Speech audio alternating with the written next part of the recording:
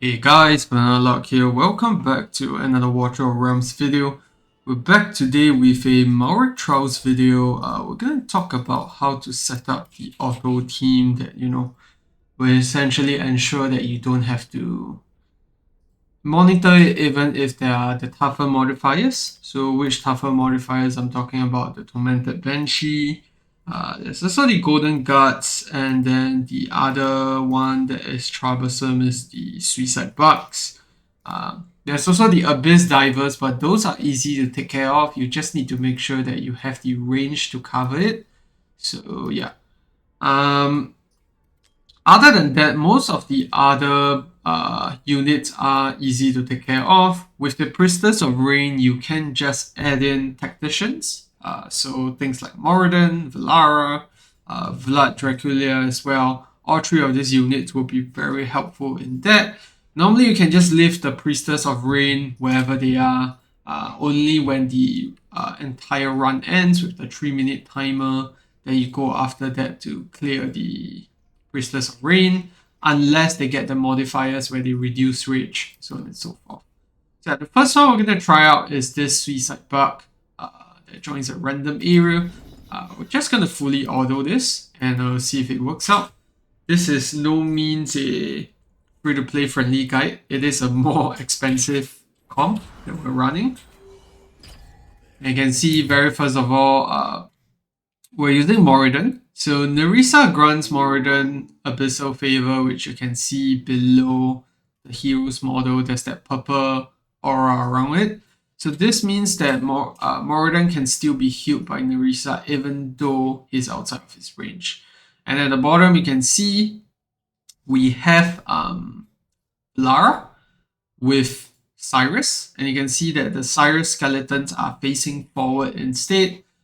This is to block out the Tormented Banshees in case we get those rounds, and also the Bug Bombs, and then also if there are the Golden Guards that despawn units wherever they appear. But obviously, with those teams, you definitely have to redo your lineup to include Decimus. But yeah, that's what we've deployed so far. It's going to continue, and yeah, Valara is going to pretty much one-shot most of this. And then we have Nurture at the top. The commonality between Nurture and Valara is that they're both Esoterisis units. So ultimate uptime is a lot better than usual. And yeah, they both deal true damage as well, which makes them very important for runs where we have like the Golden Guards that are immune to damage. So the only way to do damage in those cases is to have true damage dealers, and Nurture does have that at A3. That's why I said this is not free to play friendly. And then with Valara, you have Radiant Erosion, that's true damage as well. So both of those will take care of the guards in case we have those coming. And now that's the true test for the Toxic Bug Bombs, whether they can make it, whether they can survive. That's why we have Cornelian here. She's the only unit that can ensure that we survive the Bug Bombs. At the bottom here, you can't put any unit to kill the Bug Bombs here because upon death they will detonate. So you can see, yeah, I'm gonna detonate there, and you're also gonna get the ops back up before the next wave comes. Now sometimes Valara slows a bit too much. It could delay the Bug Bomb to make one of them die, but in those cases, you can probably still use Cornelian back up again when she's up, or you can shift Valara away as well. There's a lot of options there, but this is what I found to work best in terms of auto friendliness. Now, you're gonna see we have two more units on the side here. That's Count Dracula as well as Valderon. So Valderon is to take out Baron, most importantly. That's the only unit that we are concerned of that Nurture can't solo. And then we also have Count Dracula here. This is to deal with Baron as well, in case they have the modifier where he revives. Count Dracula is the only way to counter that. And then the Scorched Devourer as well. If you kill with Count Dracula, then if he gets that unblockable for 10 seconds debuff, Count Dracula can just sort of prevent him from coming back. So you don't have to deal with that unblockable 10 seconds modifier at all.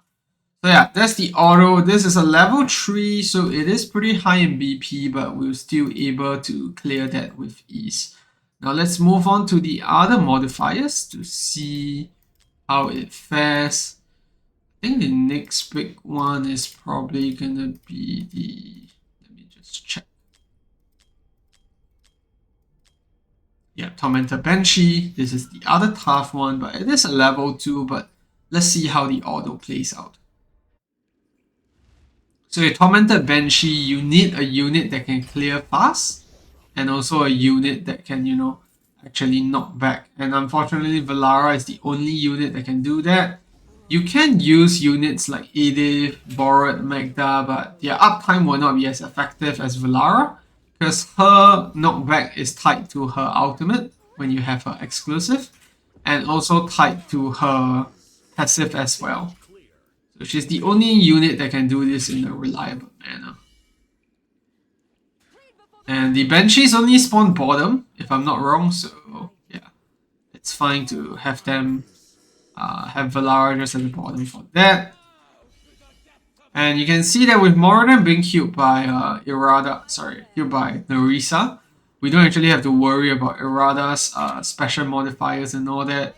We'll still be able to survive through those, and Moradin can take care of himself, soloing the top Inquisitors even up to Malrik level 4s. So yeah, I mean level 5s you probably have to auto them anyways, so this team the way it is right now, it's doing pretty well for the autos from level 1 to 3, and it will be pretty important when we get the background autos as well for Malriks, which are coming next patch probably.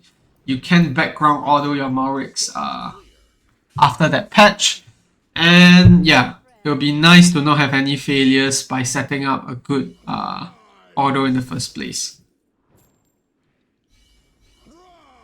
You can see the knockback is pretty consistent from Valara. We don't have to worry about it at all. And even if the Banshee detonates before we can actually push them back in time, we still have Cornelian as a backup. So yeah.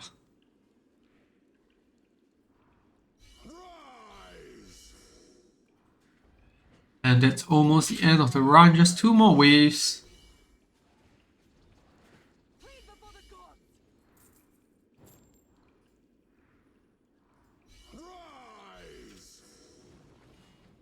Here's one last wave. And yeah, you can see Valara is always up in time for this. So is Nurture. That's owed to the fact that we're running both of them in the SO team. So yeah, the ultimate uptime is pretty consistent. And that's the last wave. There we go. And you can see you get the knockback in. And then Nurture just clears this out.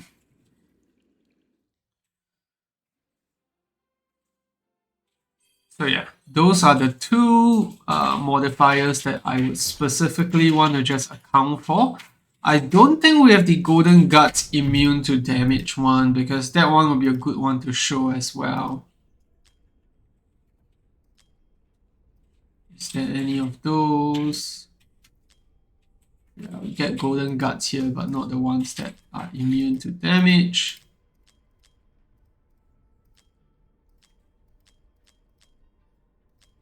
Yeah.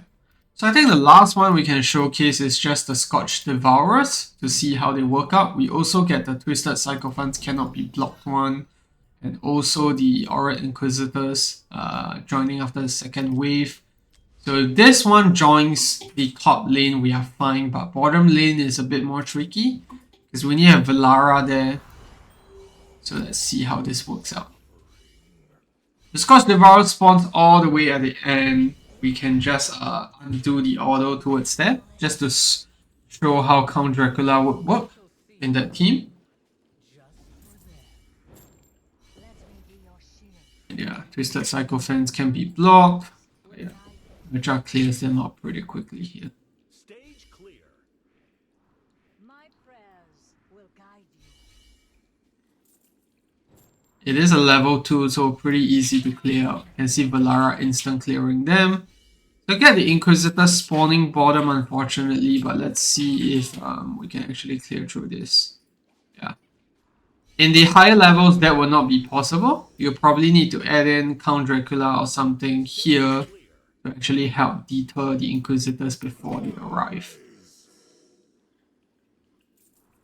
The good thing is the Inquisitors only spawn once every wave, at least in these earlier parts.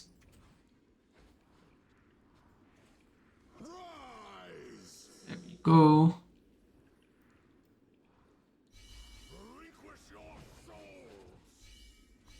Congratulations! My prayers will guide you. Plead before the gods!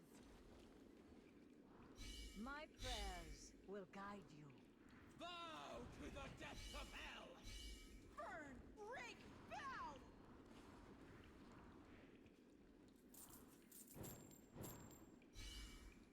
My prayers will guide you. Stage clear. Burn, break, bow! Plead before the gods! Relinquish your souls! Burn, break, bow!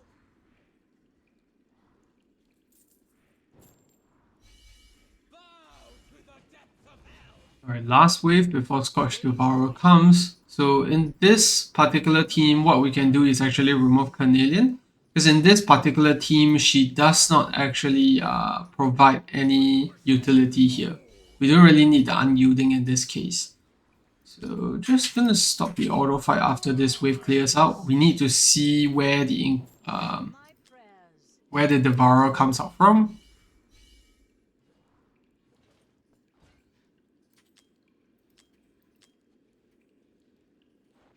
Let's pop Nurture's ultimate. And normally we can only spawn 8, but because this is a low level run, we can actually spawn 2. But let's just remove Carnelian. You can see Scorched Devourer comes at the bottom. So let's put Count Dracula maybe just at the bottom here. And you just see how the anti-heal works out. Just pop Valara's ultimate. Yeah, this one is very weak. Yeah, we're gonna do that. So he doesn't get the despawn, he just dies immediately, and that is the stage done. You can just continue to let the auto run on. Have to wait for the timer to run out here, because it doesn't detect whether or not the boss died. Now, in the case that it spawned top, you can sometimes also move Moradin top to help support. But there is a risk of Moradin not getting his ultimate back before the next round. So that's the only downside with that. So it's much better to just bring Valdaron alone. You can then despawn other units like Cyrus and Carnelian to help support top. Because the bottom won't have anything to deal with. But yeah. So you get that finished off. And then Nurture finishes the Psycho Fence at the top here. I think this Psycho Fence will level 4, it will be much harder to deal with, especially with the fact that they are unblockable. That's pretty annoying.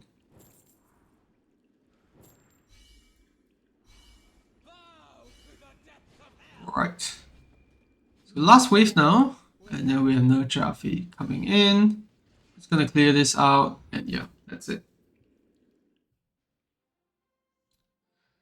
So yeah, that's the auto that we have set up. I'm not going to show gear because obviously that depends on your account, but I think just having the units alone at their specific awakenings, that's going to help a lot more in terms of, getting you to the team that you need to be able to fully auto this.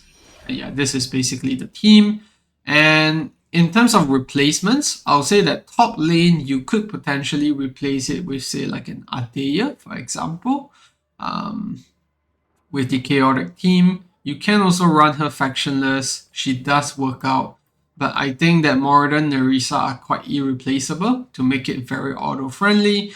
Valara at the bottom as well to deter the Tormented Banshees, because otherwise whenever you see a Tormented Banshee modifier, you do have to manual that with like a Carnelian instead.